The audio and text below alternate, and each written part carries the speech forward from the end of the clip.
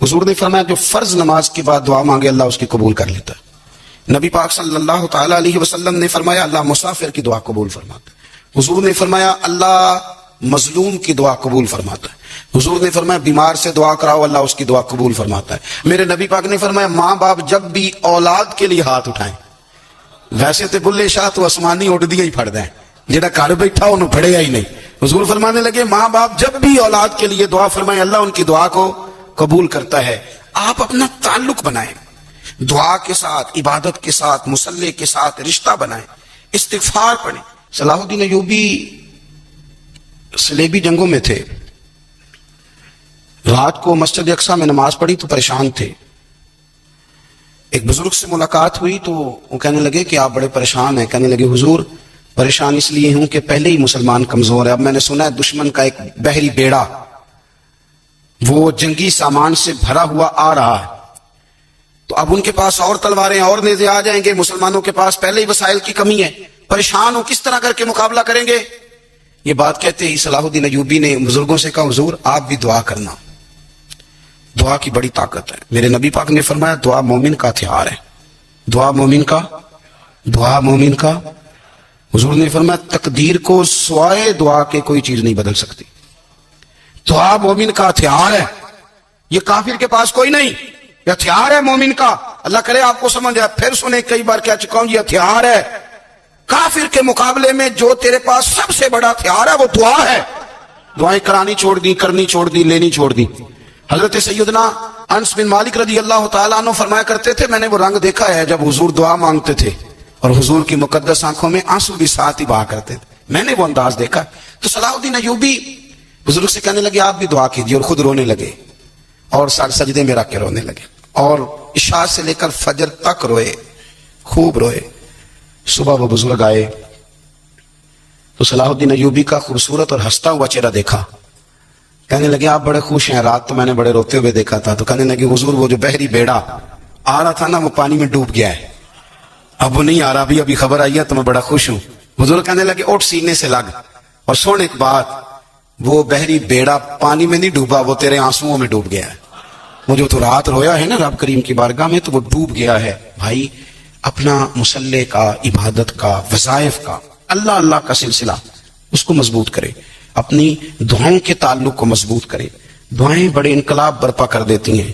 ہم تھوڑے تھوڑے نا جب سے خشک ہوئے ہیں نا، خشک، اور میری تو جماعت ہی صوفیاء کی جماعت تھی، ہم تو داتا علی اجمیری کی جماعت سے، ہم تو خواجہ اجمیری کی جماعت سے، ہم تو شیخ احمد فاروق سرہندی کی جماعت سے، ہم تو صوفیاء کی جماعت۔ ہمارے ہاں تسبیحات پڑھ لی جاتی ہیں اگر کبھی موقع ملے، لیکن وہ خاص انہماک، وہ خاص شوق، وہ خاص ذوق اللہ تبارک و تعالیٰ کی عبادت کا۔ ایک ہوتا ہے نماز پڑھنا، ایک ہوتا ہے اہتمام کے ساتھ نماز پڑھنا، یعنی ذرا وقت پہ اٹھنا، ذرا صحیح کر کے وضو کرنا، ذرا شوق سے مصلی بچھانا۔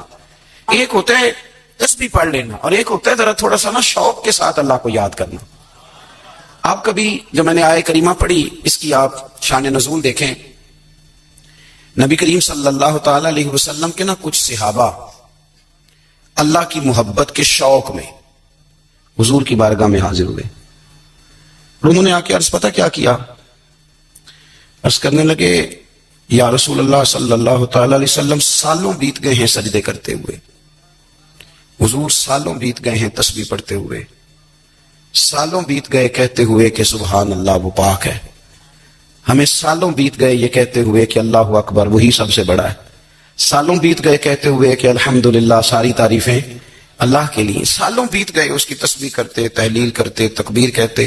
حضور اب نہ ہمارا اپنے رب سے ملنے کو جی چاہتا ہے، کبھی ہے حقیقت منتظر نظر آنا لباس مجاز میں، لاکھوں سجدے تڑپ رہے ہیں میری جبین نیاز میں۔ اور اقبال کہنے لگے کہ تیرے عشق کی انتہا چاہتا ہوں، تو میری سادگی دیکھ کیا چاہتا ہوں، میرا ذرا سا تو دل ہے مگر شوق اتنا، میں وہی لن ترانی سنا چاہتا ہوں۔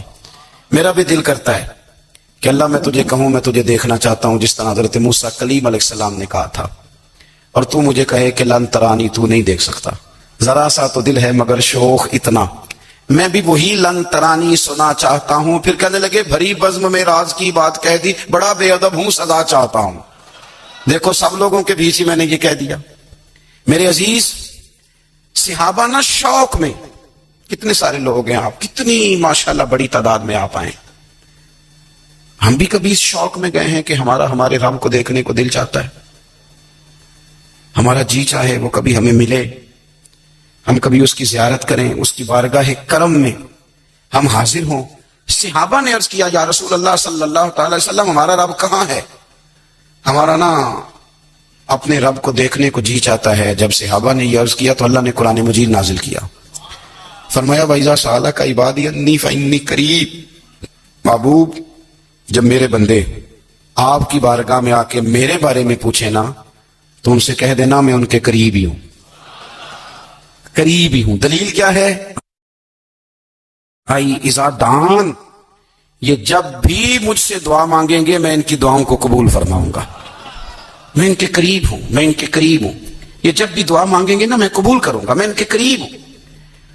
اللہ تبارک و تعالیٰ کے بندے اللہ سے محبت کرتے، رب کی بارگاہ میں جھکتے، اس کو اپنے دکھ سناتے، اس کے پیارے محبوب صلی اللہ تعالی علیہ وسلم کا وسیلہ لے کے اس کے حضور حاضر ہو جاتے، پیشانیاں سجدوں سے روشن ہوتی۔ ہم نہ ہر چیز کے لیے وقت نکالتے ہیں، ہر چیز کے لیے، لیکن عبادت کے لیے وقت نہیں نکالتے۔ ہر شے آباد ہے، ہر شے، ہماری فیس بک بھی آباد ہے، واٹس ایپ بھی آباد ہے، ہمارے ٹویٹر بھی آباد ہیں، ہماری ہر چیز آباد ہے، سب سے کم آباد ہمارا مصلی رہ گیا ہے، سب سے کم۔ وہ لوگ اب ڈھونڈنے سے ملتے ہیں جن کی بغل میں مصلی ہوتا تھا۔ میرے بھائی آپ کتنا کو دنیا کے پیچھے بھاگو گے تھکا دے گی، کتنا دولت کے پیچھے بھاگو گے تھکا دے۔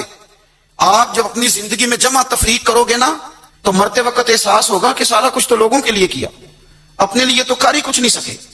اور ہم عبادت کے معاملے میں بہانے بازی بھی کرتے ہیں، ہم کہتے ہو خو رزق کمانا بھی تو عبادت ہی ہے نا، تو میں حلال روزی کے لیے جا رہا ہوں یہ بھی تو عبادت ہے نا۔ میری طرح کے لوگ کہہ دیتے ہیں کہ میں سویرے اٹھ کے مدرسے میں کچھ اسباق دیکھتا ہوں تو یہ بھی تو عبادت ہے، میں بیان کرنے کے لیے مطالعہ کرتا ہوں تو یہ بھی تو عبادت ہے نا، اتنے لمبے سفر کر کے ملک میں دنیا میں گھومتا ہوں تو یہ بھی تو میں عبادت ہی کر رہا ہوں۔ اب اسپیشل نفلوں کے لیے وقت کس طرح نکلے، اسپیشل کر کے تسبیح میں کیسے چلاؤں، میں سارا کچھ ہم بہانے بنا لیتے ہیں نا۔ میرا سوال یہ ہے کہ یہ ساری باتیں صحابہ کو، نبی کریم کو، دیگر لوگوں کو بھی تو پتہ تھی نا، لیکن آپ غور تو کریں 23 سال حضور کو وقت ملا، مختصر وقت ظاہراً تبلیغ کرنے کے لیے، پوری دنیا میں دین بھی پھیلانا ہے۔ گھر میں 11 ازواج ہیں، 4 بیٹیاں ہیں، ان کی اولادیں، سارے کام کاج بھی دیکھنے ہیں، لیکن سیدہ طیبہ طاہرہ حضرت عائشہ صدیقہ رضی اللہ تعالیٰ عنہ فرماتی ہیں سارا دن تبلیغ کرتے، ہر غلام کے دکھ سنتے، گھر میں آتے تو اپنے گھر والوں کا خیال کرتے، کام میں ہمارا ہاتھ بٹاتے۔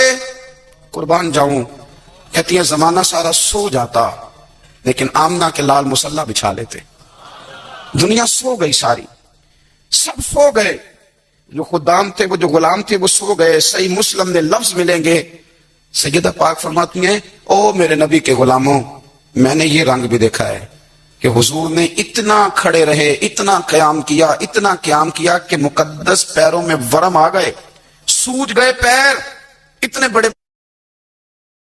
دل پہ ہاتھ رکھ کے نہیں بتا سکتا کہ میرے کبھی نماز میں پیر سوج گئے، کوئی نہیں بتا سکتا۔ بچوں کی روٹی کماتے تھک گئے بات الگ ہے، ہم سیر کرنے گئے تو تھک گئے بات الگ ہے، لیکن عبادت میں یہ بھی تو مسلم شریف ہے نا، یہ بھی تو دین ہے نا، یہ بھی تو حضور کی سنت ہے، یہ بھی تو وہ چیز ہے جو کریم کی آنکھوں کی ٹھنڈک ہے۔ سیدہ فرماتی ہیں پیروں میں ورم آ گئے، اور ساری رات ہی حضور نے نماز پڑھی اور ایک ہی آیت بار بار دہرائی۔ مسجد نبوی میں بلال حبشی نے فجر کی اذان دے دی اور حضور ابھی مصلی پہ تھے، کریم فارغ ہوئے، میں نے عرض کی یا رسول اللہ صلی اللہ علیہ وسلم آپ کے تو صدقے اللہ اگلے پچھلوں کے گناہ معاف کرے گا، تو آپ اتنی آہوزاری کیوں فرماتے ہیں؟ آپ تو شفیع ہیں، آپ تو انبیاء کے امام ہیں۔ تو حضور نے فرمایا عائشہ تم نے گنوایا ہے نا میرے اللہ کی مجھ پر کتنی رحمت ہے، افلا اکون عبدا شکورا، فرمایا اگر اس نے اتنی نعمتیں دی ہیں تو کیا میں اس کا شکر گزار بندہ نہ بنوں، میں شکر گزار بندہ نہ بنوں اس کا؟ پھر اگر اتنی نعمتیں اس نے دی ہیں، مجھے اتنا نوازا ہے، تو پھر میں اس کے سامنے سجدے نہ کروں؟ او میرے بھائی، بڑے قابل فخر لوگ ہیں ہم کہ ہم نبی پاک کے غلام ہیں۔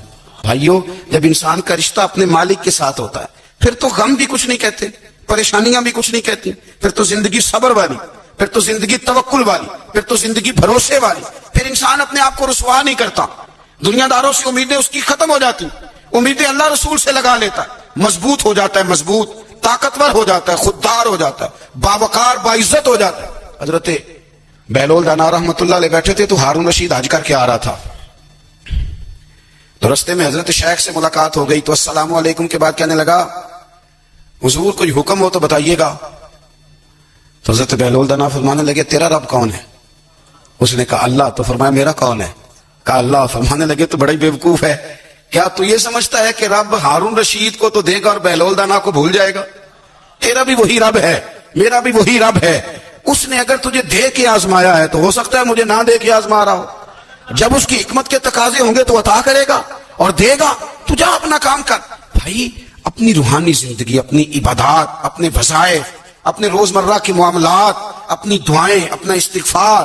دیکھو کوئی مشکل کام تو نہیں، 2 رکوع ہیں سورہ واقعہ کی اگر رات کو پڑھ لی جائے تو.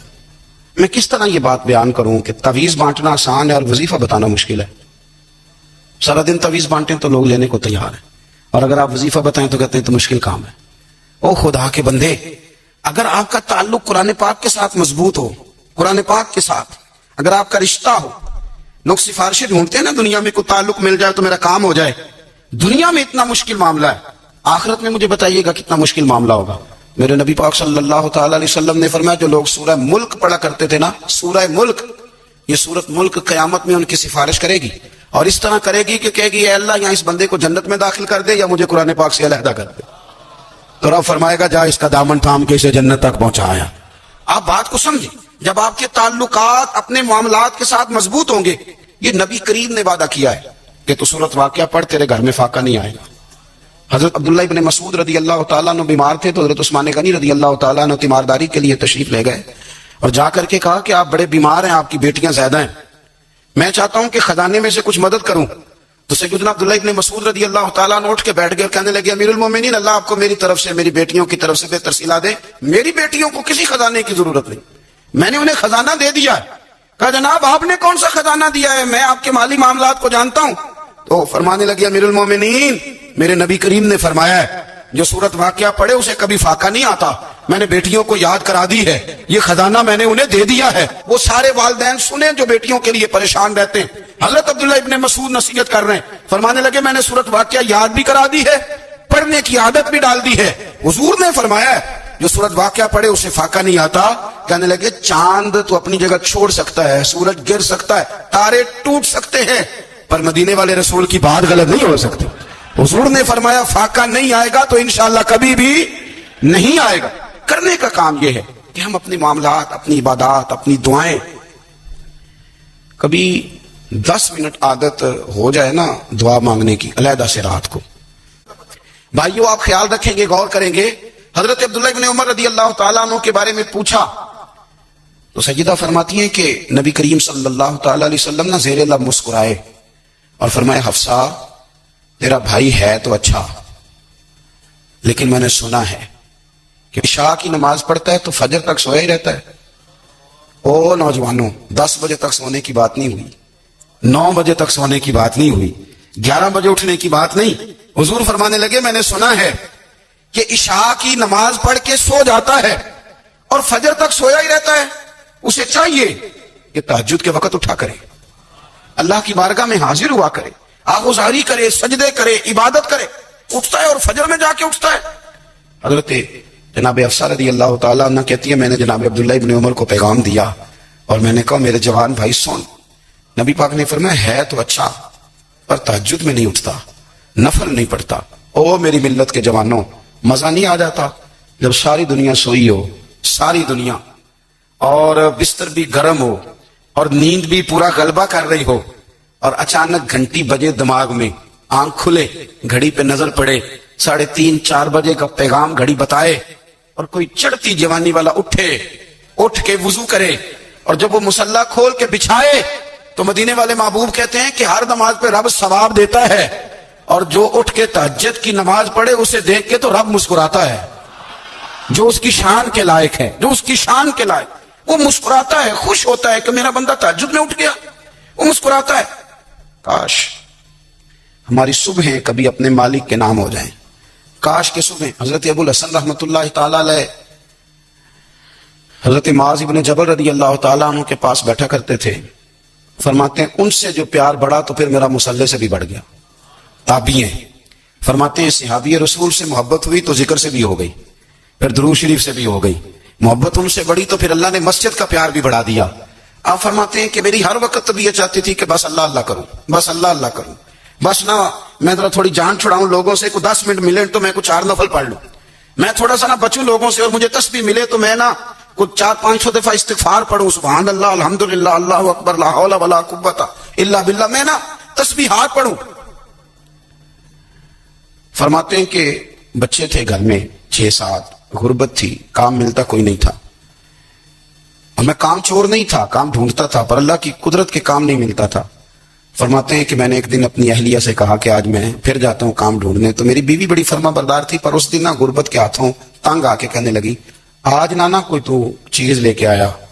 تو مجھ سے بچوں کی بھوک نہیں دیکھی جاتی, یہ سب روگاں دا روگ محمد جس دا نام غریبی, کھنڈ بلا کے لنگ جاندے نہیں دوست یار قریبی. تو آج نہ کچھ لے کے آیا تو میں بچے لے کے چلی جاؤں گی. شیخ فرماتے ہیں کہ میں بڑا پریشان گھر سے نکلا, پر میں نے صبح سے لے کے زور تک کام ڈھونڈا, کام ملا کوئی نہیں. تو میرے دل میں خیال آیا, چلو کام نہیں ملتا تو اللہ اللہ تو کرے نا, چلو بندوں کی مزدوری نہیں ملتی تو رب کریم کی عبادت ہی کرتے ہیں. فرماتے ہیں کہ میں نے نا فرات کے پانی سے وضو کیا, نہر کے, شدید دھوپ تھی, ساتھ ریت تھی, اور ریت تپ رہی تھی. میں نے اپنا رومال وہیں مصلی کے طور پر بچھا لیا, اور فرماتے ہیں کہ زور سے لے کر عصر تک نماز پڑھی, دھوپ بھی پورے زور پہ, پر میرے سجدے کا ذوق بھی پورے زور پہ. فرماتے ہیں سورج بھی چمک رہا ہے اور رب کی عبادت کا ذوق بھی پورے زور پہ. میں سجدہ کروں تو پھر میرا اٹھانے کو جی نہ چاہے. میرے استاد لکھا کرتے تھے, یہ ان کا شعر ہے, وہ کہا کرتے تھے, مجھے سوز دے, مجھے ساز دے, اور مجھے نیم شب کا نیاز دے, دم سجدہ خود کو میں توڑ دوں, مجھے ایسا ذوق نماز دے. اور میں تیری بہار کا پھول ہوں, میں کھلا بھی ہوں تو تیرے لیے, مجھے میری شاخ سے توڑ لے, مجھے اپنی زلف کا ناز دے. بھائی فرماتے ہیں کہ عصر تک میں نے نفل پڑھے, دن ڈھلنے لگا, عصر کی نماز پڑھی اور میں وہاں سے چلا. اب میں جب نکلنے لگا تو دل میں خیال آیا کہ چھوٹی چھوٹی دیواریں ہیں گھر کی, بغیر کچھ لیے جاؤں گا تو بیوی دور سے دیکھے گی تو شور کرے گی کہ پھر خالی ہاتھ آ گیا ہے. کہتے میں نے اپنے اسی رومال میں جس میں میں نے نماز پڑھی تھی نا, رومال میں کیا عقیدہ پنجابی جسافہ کہتے ہیں, اسی میں نا میں نے کچھ ریت بھر لی کہ وہ دور سے دیکھے گی تو سمجھے گی کچھ لے کے آیا ہے, چلو جا کے اسے بتا دوں گا کہ آج پھر مزدوری نہیں ملی. کہتے ہیں وہ ریت لے کر جب میں گھر میں گیا تو پہلے بیوی دروازے پہ کھڑی ہوتی تھی, پوچھتی تھی خالی ہاتھ آ گئے ہو, آج میں نے دیکھا تو ہے ہی کوئی نہیں. فرماتے ہیں میں اندر داخل ہوا, سلام لیے, کونے میں نے وہ رومال رکھ دیا, اور میں نے آواز دی کہ بھلی مانس کہاں ہو. تو وہ کہنے لگی آپ منہ ہاتھ دھو لیں, میں روٹی لے کے آئی. میں نے کہا روٹی کہاں سے آ گئی, یہاں تو کئی دنوں کے فاقے, تو کئی دنوں کی غربت ہے, یہاں تو اس گھر میں تو فقیری ہے. فرماتے ہیں کہ وہ روٹی لے کے آئی, اور اس وقت کی جو موجودہ نعمتیں تھیں, سمجھ لیں سلاد, اچار, ہر چیز ساتھ لائی. میں نے کہا کہ بچے کہاں گئے؟ کہنے لگی وہ کھانا کھا کے کھیلنے گئے, آپ کھانا کھا لیں, آ جاتے. کھانا اس نے چن دیا. میں نے حیرت انگیز لہجے میں ساری نعمتیں اپنے دسترخوان پہ دیکھ کر کے بیوی سے پوچھا یہ کہاں سے آیا کھانا, بچوں کو تو نے کہاں سے کھانا کھلایا, یہ سارا کچھ کیسا ہے؟ تو کہنے لگی پتہ نہیں آج آپ کس کریم کی مزدوری کرنے چلے گئے تھے, پتہ نہیں کس کریم کی, میرے گھر میں تو اتنی نعمتیں آئی ہیں کہ مجھ سے سنبھالی نہیں جا رہی, اتنا اناج ہے, اتنا گندم ہے, کس کریم کے دروازے آج چلے گئے تھے. یہ کہتے کہتے وہ اٹھی اور اٹھ کر کے کہنے لگی پہلے بڑا کچھ آیا تھا, اب کیا لے آئے ہو؟ اور جا کر کے نا اس نے وہ ریت والا رومال کھولا, کہنے لگے میں تو لے کے آیا تھا ریت, تو میرے رب نے اسے بھی سونے اور ہیرے بنا دیا تھا. جب آپ کی توجہ اللہ کی جانی, میرے نبی پاک صلی اللہ تعالی علیہ وسلم نے فرمایا ہر چیز اپنے رب سے مانگ, ہر چیز مانگ, ہر چیز مانگ. یا رسول اللہ کیا کچھ؟ میرے محبوب نے فرمایا تیرے گھر میں نمک بھی ختم ہو جائے تو وہ بھی اپنے رب سے مانگا کر, تو مانگنا وہ تجھے دے گا, تو اس کی بارگاہ میں کشکول طلب دراز تو کرنا. اور ترمذی شریف میں عجیب لفظ ہے, رسول کائنات نے فرمایا, رب کریم فرماتا ہے جب میرا بندہ ہاتھ اٹھاتا ہے نا تو مجھے حیا آتی ہے کہ میں خالی کیسے لوٹا دوں اس کے.